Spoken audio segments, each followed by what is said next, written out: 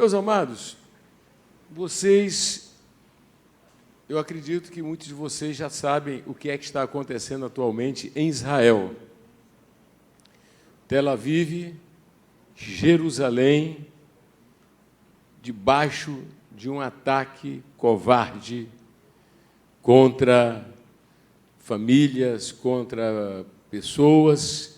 E nós estamos ali com o pastor André Batista. Tudo bom, pastor? Sim, senhor, reverendo. Pastor, gostaríamos que você trouxesse as informações que você tem tido muito contato com, né, o pessoal que está...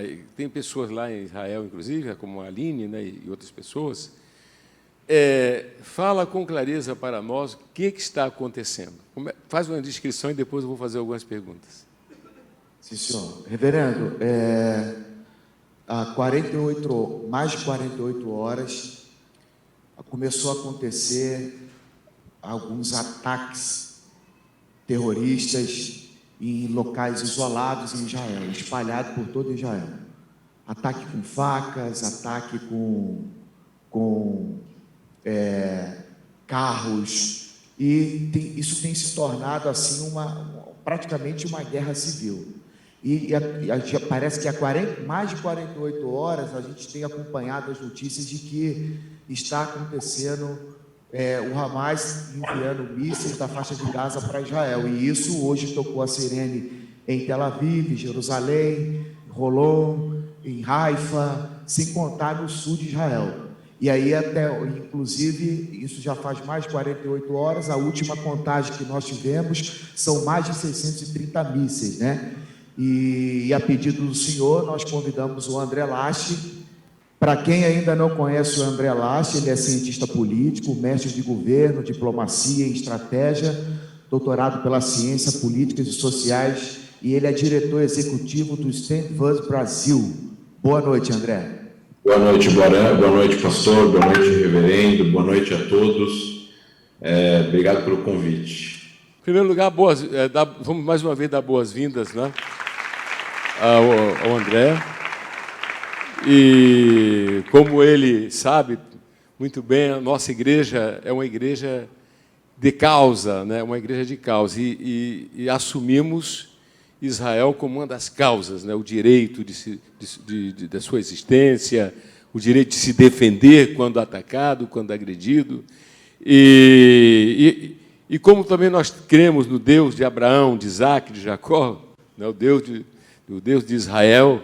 A primeira pergunta que eu faço, a gente quer fazer, André, é o seguinte: Israel foi pego de surpresa?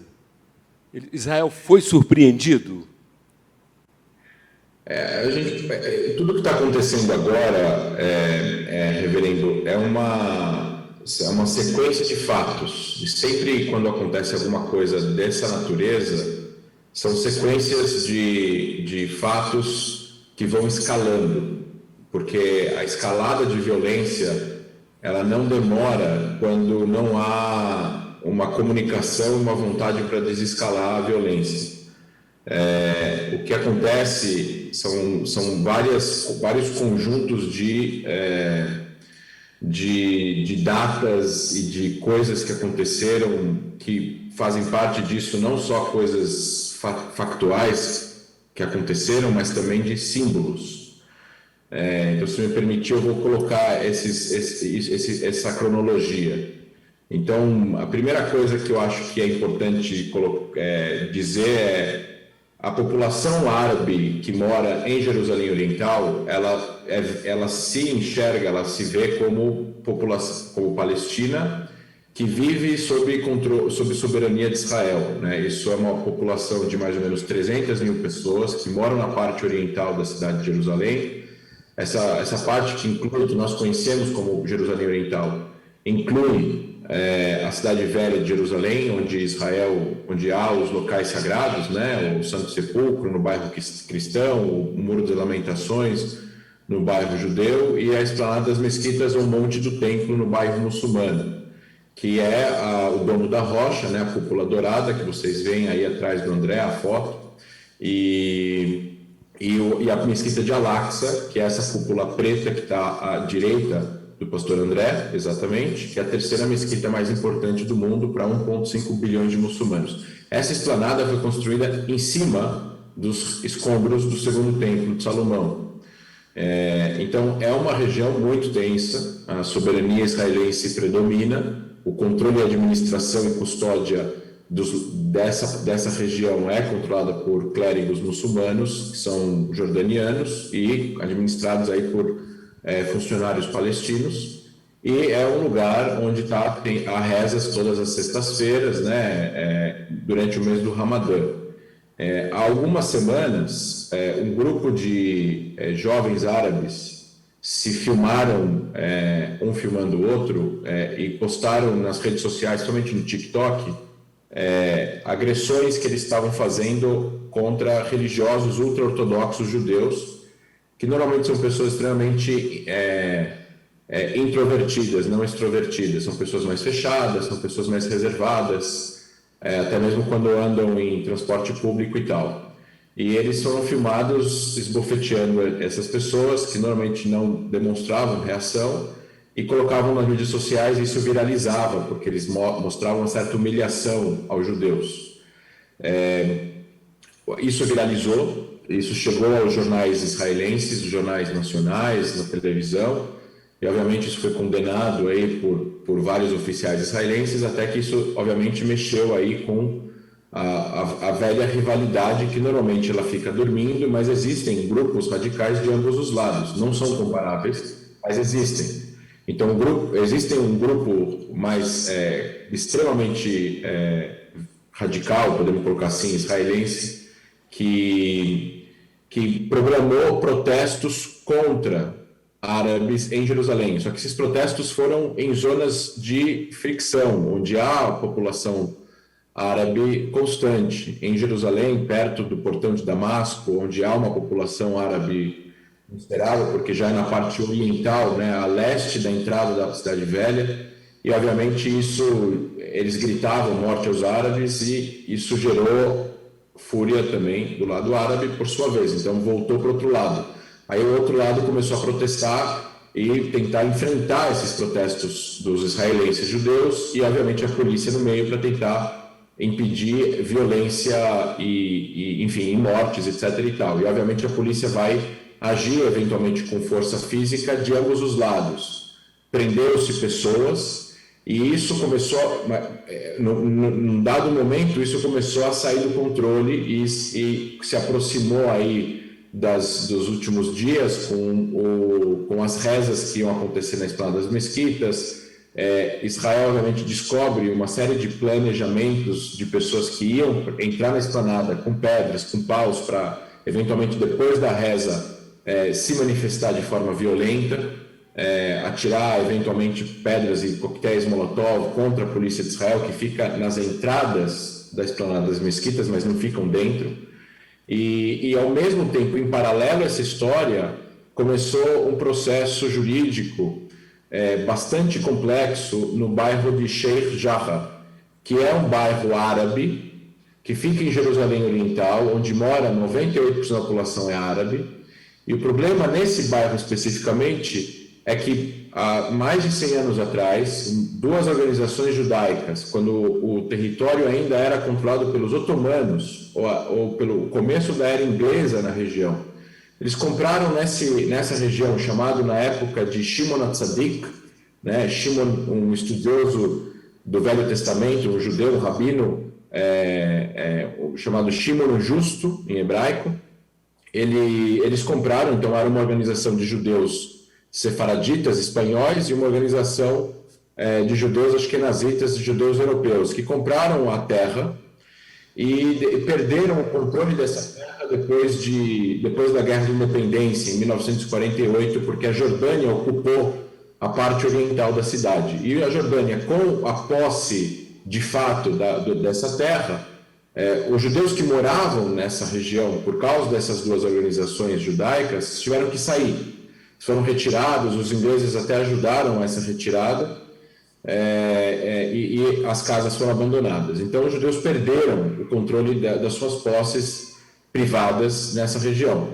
Eram poucas famílias. E aí o que os jordanianos fizeram é que muitos palestinos refugiados, porque houve refugiados dos dois lados, muitos palestinos refugiados se refugiaram nessa região, e a Jordânia, junto com a ajuda da Agência de Refugiados para os Palestinos das Nações Unidas, construíram em mais casas pequenas para essa população de refugiados e colocaram alguns refugiados ali. Só que eles não transferiram a posse da terra em algum documento oficial jordaniano para eles. Eles cobravam um aluguel simbólico de $1 por ano e essas pessoas ficaram vivendo ali até 1967.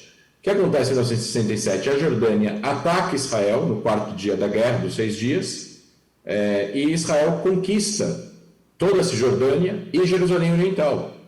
Só que aqui há uma questão jurídica. Primeira delas, um país que conquista um território de outro país, a qual esse primeiro país fez uma guerra de agressão, no caso a Jordânia fez uma guerra de agressão com Israel, esse país não pode reivindicar o território de volta. O território perdido numa guerra de agressão vai pertencer ao país que o conquistou. Então, essa terra volta a controle legítimo de Israel. E essas famílias palestinas moravam ali. Então, no primeiro momento, Israel não toca, ninguém sai, nada acontece. E depois que Israel anexa Jerusalém, porque Israel passa a controlar, mas não anexou. Aí Israel anexa em 81 Jerusalém Oriental. E aí aquilo passa a ser território soberano israelense pela lei de Israel, apesar de nenhum país reconhecer isso. E no momento que isso é feito, juridicamente, os israelenses podem entrar na corte israelense para reaver as posses que eles perderam antes de 48.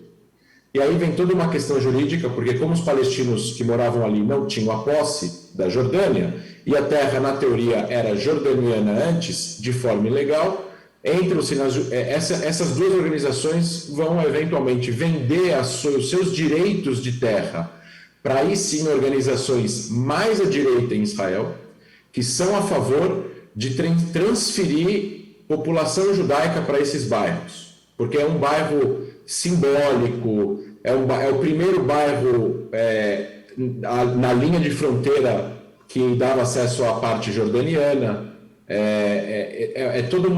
todo cheio de simbolismos. O nome da rua principal é Salah ad-Din, que é o grande conquistador árabe, que conquistou Jerusalém dos Cruzados há 1000 anos atrás e tudo mais. E o Sheikh Shahar, que é o nome do sheikh, o nome do bairro, era o médico de Saladin. Então tem todo um simbolismo histórico das conquistas árabes das regiões do Oriente Médio, e Israel que começou a comandar essa região novamente em 67.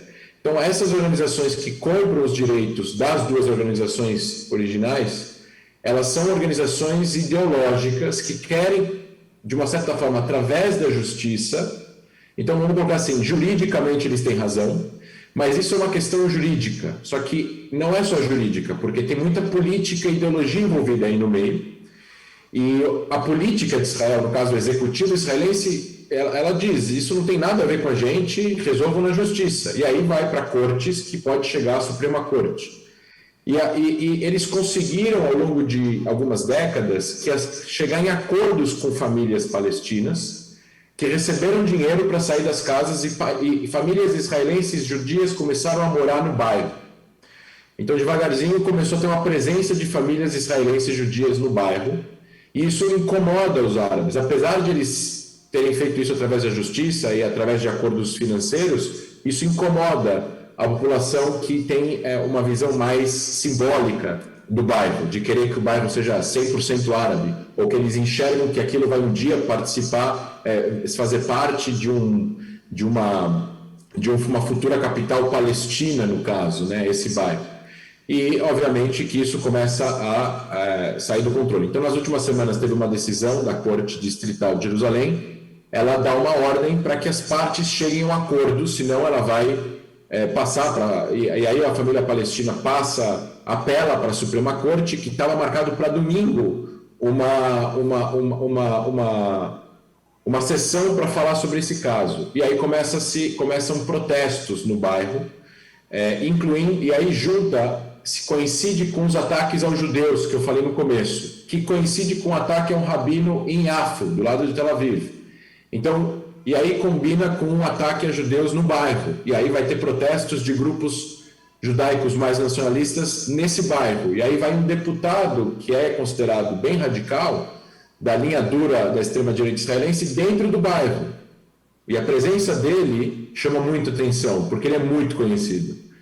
E aí, obviamente, vai ter uma desordem completa, e o Hamas em Gaza, vendo o que está acontecendo em Jerusalém, e em paralelo a tudo isso, eu sei que são muitos paralelos, mas são importantes, os palestinos iam ter eleições em maio, junho, e eles cancelam as eleições.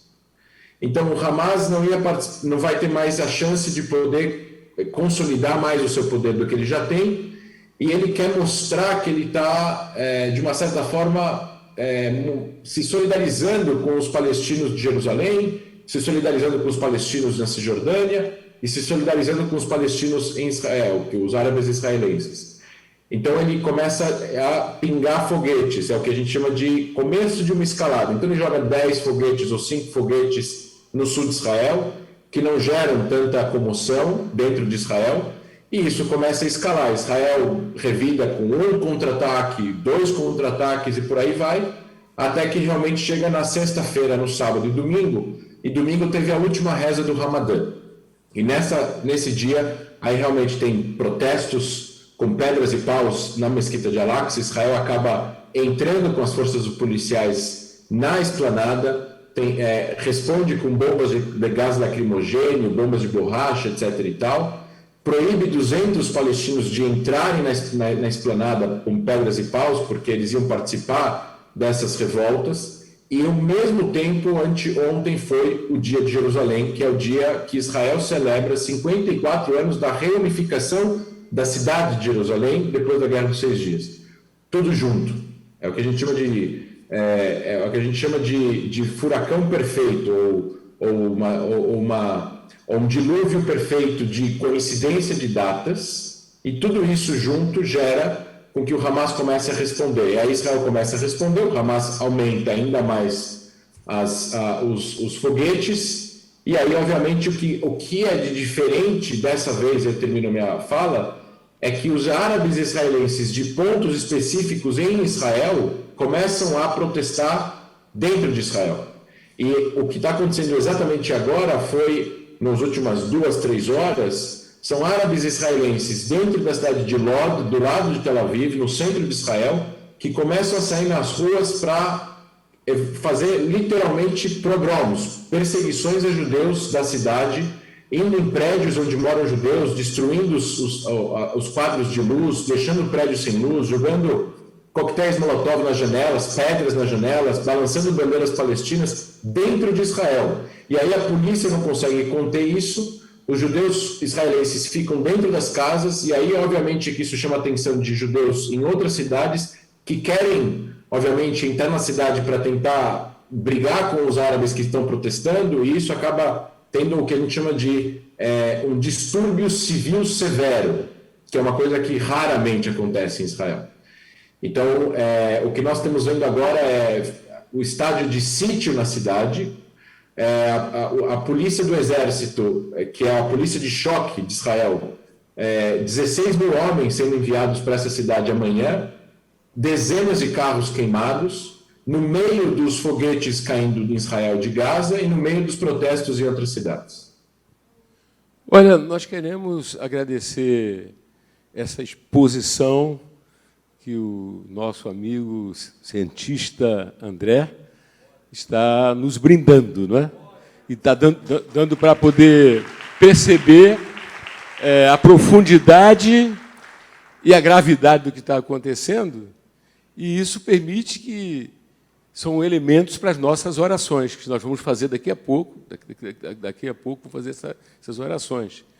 O André, você vê isso como uma orquestração que tenha por detrás o Irã, ou aqueles tradicionais inimigos de Israel? Todos os distúrbios e todas as guerras e todas as situações violentas que geram confrontos afastam os lados que eventualmente querem coexistir.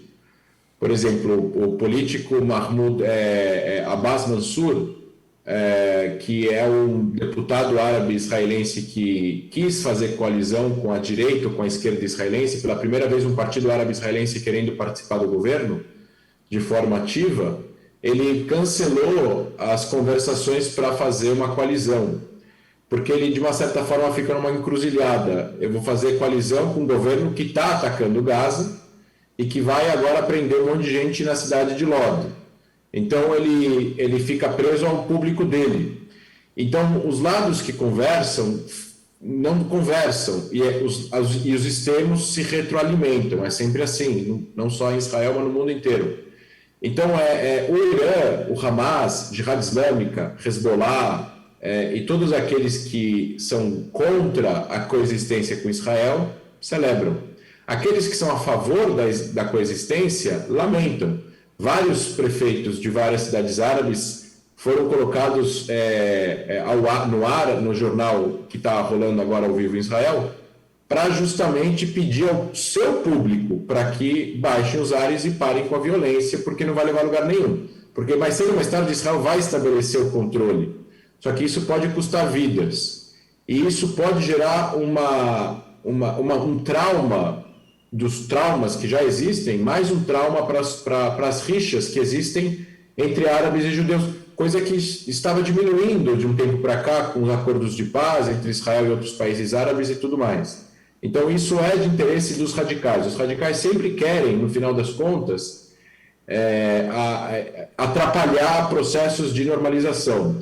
Eu não comparo os dois lados radicais, eu acho que o lado radical palestino em Gaza e na Cisjordânia são bem piores em relação à normalização com lados radicais israelenses, que normalmente agem por reação, mas eu acho equivocado também, por exemplo, tirar famílias que estão vivendo naquelas casas em Jerusalém Oriental há 60 anos. Apesar do território não serem deles, judicialmente as organizações têm até razão, mas não vai levar a lugar nenhum, vai gerar confrontos e não vai ajudar a coexistência.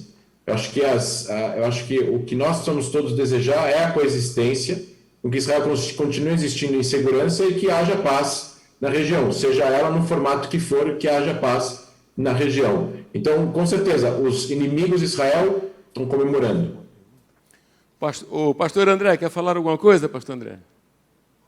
Reverendo, só para trazer aqui para todos, essa operação ela teve um nome, né, André? Foi batizado o nome dela, e nesses mais de 48 horas que Israel está sendo atacado pelo Hamas, pela Jihad Islâmica, o primeiro-ministro fez um pronunciamento, ou ainda há pouco, na televisão, dizendo que o Hamas e a Jihad Islâmica vão pagar um preço muito alto pela agressão que eles fizeram, porque quantas pessoas já morreram do lado israelense e quantos morreram, e quem foi que Israel conseguiu eliminar do lado dos terroristas? Eu queria que você só trouxesse isso para a gente. Do lado de Israel morreram 2 mulheres atingidas nas suas casas por foguetes do Hamas, dezenas de feridos. Morreu também um árabe israelense alvejado por algum civil israelense ontem, na cidade de Lod. Morreram em torno de 20 palestinos. Não tem informações de quantos desses são civis, mas muitos terroristas, inclusive 2 chefes militares, um da Jihad Islâmica, da divisão de antitanque, e um fabricante de foguetes do Hamas também. O chefe de fabricação de foguetes do Hamas também foi alvejado. Israel disse que todos os líderes dos grupos terroristas são alvos de ataques, o que nós chamamos de assassinatos seletivos do Exército de Israel. A operação chama Operação Guardião das Muralhas e é a 4ª operação em Gaza desde 2009. Como o André falou, nessa cronologia, são vários fatos que acontecem, né? E uma das coisas que tem acontecido muito em Israel é ataque com facas. Palestinos, sejam homens ou mulheres, com facas escondidas, eles estão andando na rua, eles sacam a faca e começam a esfaquear, principalmente soldados e judeus. Isso todos os dias tem isso em Israel, todos os dias. Nos últimos dias isso tem aumentado. Uma das coisas que tem acontecido na cidade de Lod, agora, que na verdade o aeroporto, a gente diz que o aeroporto de Ben Gurion, a gente fala Tel Aviv, mas o aeroporto não fica em Tel Aviv, o aeroporto fica em Lod. E em Lod, que está acontecendo esse caos social lá, lá eles estão arremessando pedras, coquetéis Molotov nos carros de judeus, incendiando casas, como o André falou, incendiaram carros da polícia, atingiram crianças, judeus ortodoxos. Então começa a ter um confronto entre eles. E agora, com os mais de 630 mísseis em mais de 48 horas enviado para território israelense, Israel está respondendo com muita força dentro da faixa de Gaza, mas muita força mesmo. Tanto é que tanques blindados já foram deslocados para a fronteira, vários tanques hoje foram deslocados, e Israel hoje já eliminou, como o André falou, terroristas sênior da Jihad Islâmica, pessoas que eram cabeças, que eram responsáveis por enviar mísseis para dentro do território de Israel, sem contar que yeshivás, né, que são escolas rabínicas, foram queimadas, lojas de comerciantes judeus foram destruídas, escolas, prédios. Então, hoje mesmo, teve essas duas pessoas que morreram, foram de mísseis que caíram nos prédios e nas casas. E o último agora, em Holon, que fica próximo a Tel Aviv, um míssil caiu em cima de um ônibus que, infelizmente, o motorista morreu, mas o ônibus, graças a Deus, não tinha mais ninguém a não ser o motorista. Então, muitas mortes, né, principalmente do lado palestino, porque o exército ele contabiliza os mísseis que vão para território israelense. Só que já tem a mídia árabe divulga vídeos de mísseis que o Hamas lança e não consegue chegar no território de Israel e cai sobre o seu próprio povo. Nós estamos colocando aí umas imagens, essas imagens agora aí são de Tel Aviv. Olha só o estrago que os mísseis fizeram nos carros em Tel Aviv, hoje com os mísseis enviados para lá. E quando se toca a sirene, para quem está mais longe da faixa de Gaza, como a pastora Elane falou, tem que correr para os bunkers. Isso aí são ônibus que foram incendiados com os mísseis que a Jihad Islâmica e o Hamas enviou de Gaza. E nós temos também alguns vídeos, eu não sei se o pessoal pode colocar, do que aconteceu hoje lá. Isso aí é a resposta de Israel. A Força Aérea Israelense, que é uma das melhores forças aéreas do mundo, quando faz as suas incursões dentro da faixa de Gaza, então incursões cirúrgicas para atingir os terroristas. Isso daí é a cúpula de ferro, o domo da rocha que Israel tem, que é um sistema de defesa antiaéreo. Quando o Hamas lança mísseis para dentro de Israel, a cúpula de ferro atinge esses mísseis no ar. E isso aí é o céu de Tel Aviv hoje. E já aconteceu isso agora à noite lá em Israel. Nós temos um próximo vídeo aí da Jihad Islâmica lançando mísseis lá da faixa de Gaza, indo para território israelense. Então isso acontece, isso aí já foi hoje de manhã. Os mísseis saindo de Gaza e tentando atingir Israel, só que Israel, com um sistema de defesa chamado Iron Dome, o domo de ferro, ele atinge os mísseis no ar. E isso evita muitas mortes dentro do território israelense. Isso daí foi um judeu que um míssil atingiu a loja dele. Ele tinha uma loja, o míssil caiu em cima da loja e ele está ali com os ouvidos doendo por causa do barulho do míssil e pânico, né? Pelo desespero que causa.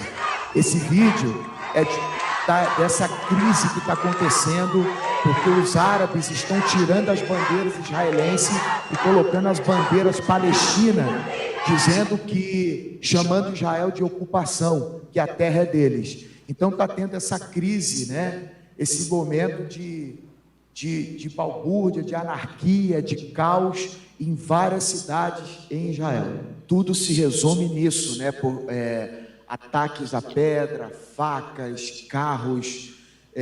Hoje, eles passaram em Beersheba com uma metralhadora, atirando, os terroristas abaixavam o vidro do carro e saíam atirando a ermo, assim, com a metralhadora, para atingir judeus. E a situação, ela tá bem tensa, né? Quando a gente vê as pessoas que moram lá dizendo assim, não, aqui está tranquilo, é como se fosse assim, né?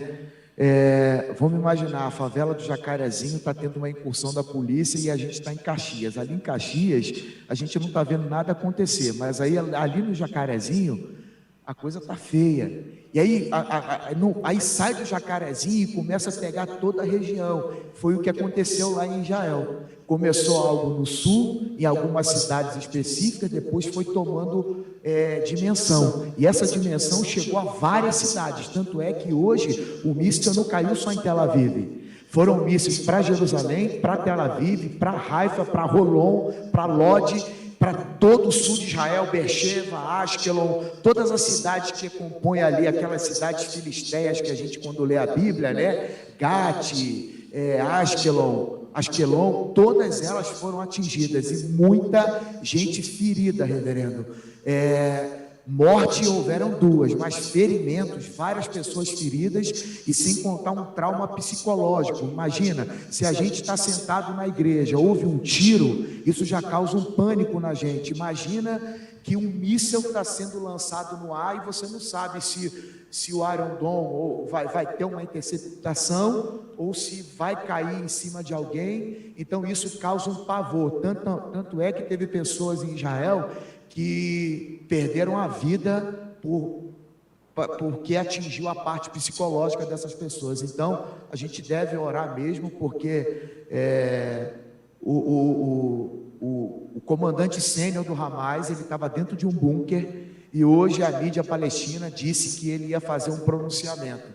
O único pronunciamento dele foi esse. Ele disse que tudo que está acontecendo em Israel é culpa, né, dos judeus, e que eles vão responder até tomar conta de toda a terra que pertence a eles. E aí o primeiro-ministro, na sequência, veio também dizendo que vai responder à altura, com força, para garantir a soberania do país e a proteção de todos os seus cidadãos. Então a coisa está tensa. Agora, eu estou falando com o senhor agora, e começou.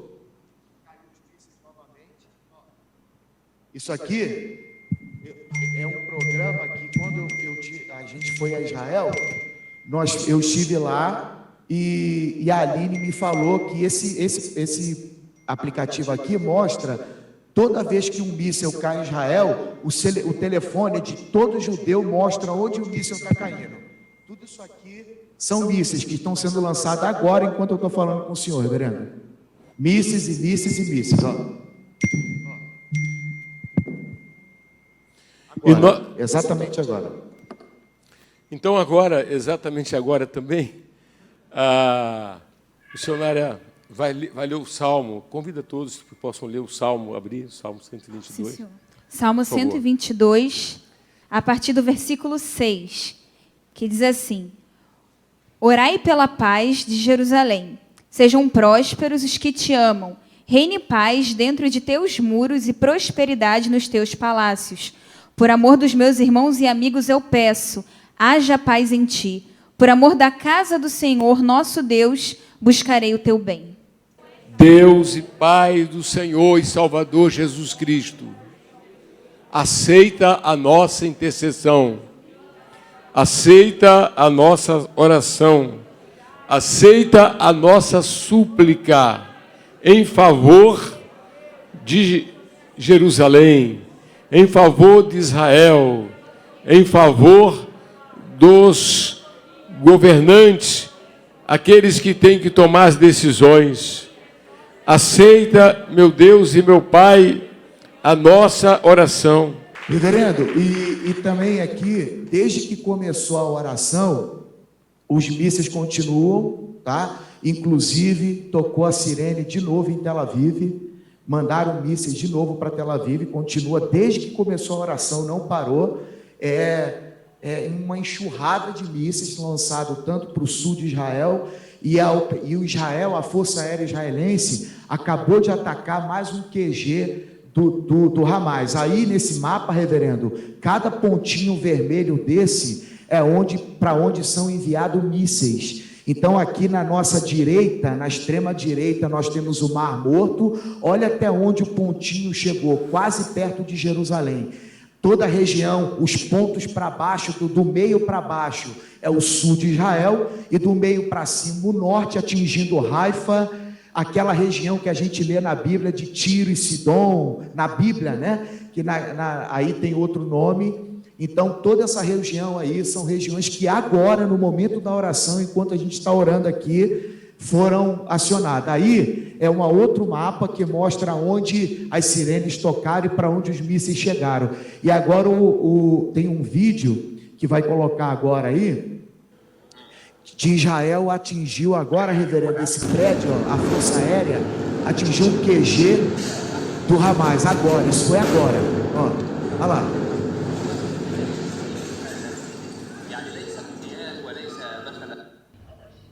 Agora, hein? Agora, dentro da faixa de Gaza.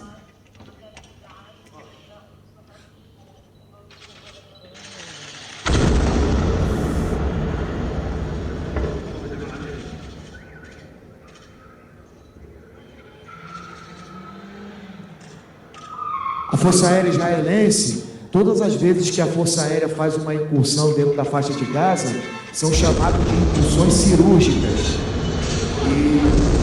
Cirúrgico porque o alvo da Força Aérea de Israel não é a população civil, é os terroristas do Hamas. E o que alguém pode perguntar, tá, mas e os civis que estão no prédio? Eles mandam evacuar, eles ligam e telefonam, a Força Aérea distribui folhetos dizendo que é para sair do prédio porque eles vão explodir o prédio. Isso foi agora também, eu não lembro o nome da cidade, mas eu já vejo aqui. Ó, isso aí o exército destruiu em Al-Jara, dentro da faixa de Gaza também. E essa foto desse ônibus queimando foi já um míssil que caiu em uma região do sul de Israel e atingiu esse veículo. Isso foi tudo agora no momento da oração, reverendo. Quer dizer, o momento da oração. Então, nós vamos orar. Fala assim comigo assim: para a honra e glória do Senhor, nós seguimos a orientação de Deus Espírito Santo. Isso é muito sério, tá? Deus Espírito Santo.